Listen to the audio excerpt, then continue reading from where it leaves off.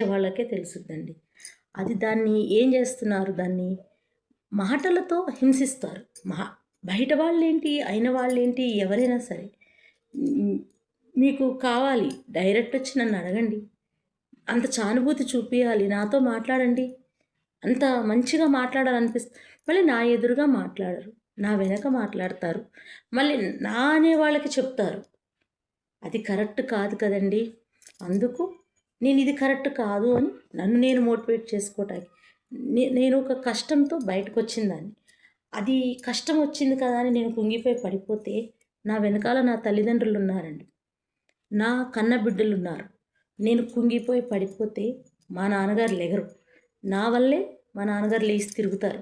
ఆయన పని ఆయన చేసుకొని బిజినెస్ చేస్తాడాయన. ఆయన బోలెడు సంపాదించుకుంటాడు. నా బిడ్డ పరిస్థితి ఇలా అయిపోయింది ఏంటని మా నాన్నగారు ఫీల్ అవ్వద్దు కదా! నా పిల్లలు నేను పక్కకెళ్ళిపోతే, నేను పక్కన కూర్చుని పోతే నా పిల్లలు పైకి రారు కదా! దానివల్ల నా పిల్లల్ని నేను పెంచుకోవటానికి నేను